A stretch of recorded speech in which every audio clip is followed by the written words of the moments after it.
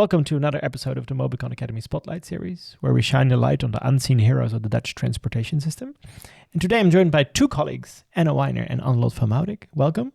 Thanks. Annelot, you want to talk about cycling education in primary schools. Yes, that's true. Thanks, what is Lennart. it? Well, when I was at primary school, I had to take a cycling exam. Yeah. So our school and like 90% of the primary schools in the Netherlands, they give cycling education. So first you start up by learning the traffic rules, all the different signs. And then after all those lessons, you end the program with taking your cycling exam. So first I always practiced the route with my parents, and then afterwards it was the real thing. Yeah. And you were judged. Outside in it's the real outside, world. Yes. On a real bike outside in the real world with real traffic participants. Yeah. So that's something I had to do, and most kids in the Netherlands do. Yeah. And you think it's important? I do think it's important because you feel more comfortable. You get to learn all the different rules, and after I got my certificate, not a real degree, but like my cycling certificate. And my parents felt comfortable to let me ride to school. And just for context, what age are we talking? Are these 3-year-olds, 4-year-olds? No, around 10-year-olds. Right. Okay. 10, so 11. Yes. Well enough. They've probably been riding for a few years, but now they can take the step to independent riding without to cycle on their own. Yeah, nice. Get a little bit of freedom. Yeah. Anna, you did not grow up in the Netherlands. I did not grow up in the Netherlands, no. You didn't have this? I did not have this. I grew up in Zurich, and I went to a private or an international school. We did not have a cycling exam. We had maybe a bit of a walking exam when we were like much younger. Sounds very cute. I know, it was very cute. Just a bunch of little kids in their vests and everything. But we did not have a cycling exam or cycling lessons. And I didn't learn how to bike until I was maybe 12. 12, right. Yeah. Learn the first steps, I was unable to bike until I was 12. Yeah.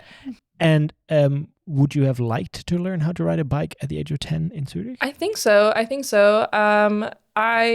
Growing up, we went on a lot of walks, but if I had learned how to bike earlier, it probably would have just been for recreational purposes. Not in my neighborhood. It was not quite safe enough to. Well, it was also it was at a hill. It was not quite safe enough, but I did walking. I used that walking degree a lot. Good, it gets checked. Yeah. Right? And then when you moved back to the US, you were what age? I was 15. So what happened? I moved to the suburbs of Boston, and at 16, you're allowed to learn how to drive. So I waited a little bit until I was 17, but basically at high school, driver's ed, the driving instructors would come pick you up and give you driving lessons, and that would be the kind of bicycle education, driving education that we would receive starting at 16, and that's what everybody did. Not that far apart from a 10 or 11-year-old, right? To go from bike to car is a big step, but not that far. Bigger vehicle. A bit more risk. So that kind of covers what it is. And this, like you said, is widely used, like 90% of schools. So most Dutch children will have had this in their youth. Is this something we need in an international context? Like, it sounds good. Teach the kids how to ride, and maybe they will. Yeah, I think the aim is very good, but it all depends on like if it's possible. Like if there's not a good infrastructure or people live very far away from the school not within the cycling distance, then why would you teach children to learn how to cycle? But for me, and I feel like for other kids, it was a very good thing to do because we cycle a lot as Dutch kids, so we need to know how to do it. So I would recommend it, but only if the infrastructure is good. You need some base level of infrastructure and safety. You do, because kids here learn how to ride my daughter just learned and she's 3. So you do start riding at a very, very young age. She knows how to stop at every corner, but she doesn't quite understand the yield signs and the stop signs. So this formalizes all of those years of education to get into it. Yeah. Is this something you think American cities could adopt? Yeah, I think so. I think it, as Annelot was saying, I think it is important to have the infrastructure that goes with it. Education is really important. Like the ability to learn how to ride a bike If people don't know how to ride a bike, then they're not going to ride a bike. So the education is important. But like for me, I lived in Boston, and I did at that time know how to ride a bike, but there was no safe, comfortable infrastructure for me to use or that I felt comfortable using. So therefore, I did not ride a bike. And it was only until I moved to the Netherlands that I actually started riding a bike a lot. And it was terrifying for me when I first moved here, because I moved to Amsterdam. It's quite busy.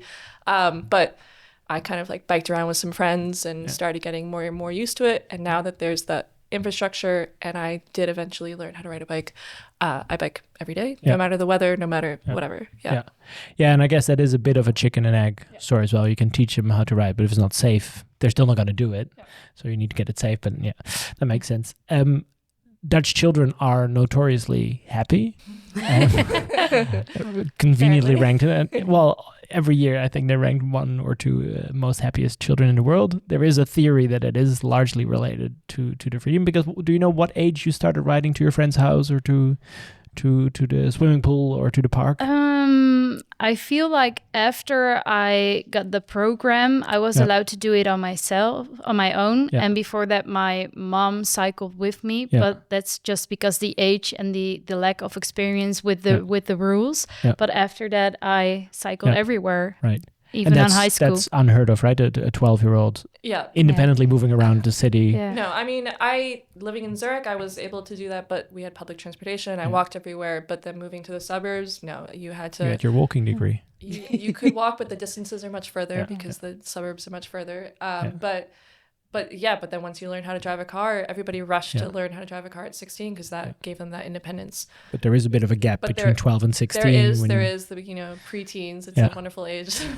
Being chauffeured around by your parents all the time, right? And being restricted to whatever they can and want to provide. Exactly, and then the parents have to spend all their time driving kids around or relying on others, taking the bus, all these things. My mom had the time for herself, but I did need to let her know that I arrived safely. But I was allowed to go everywhere. That's a nice bit of freedom they get there. Right. And then so we've covered what it is. We think we need it, but maybe with a caveat. Any final thoughts on what's blocking us from implementing this kind of system in an international or North American context?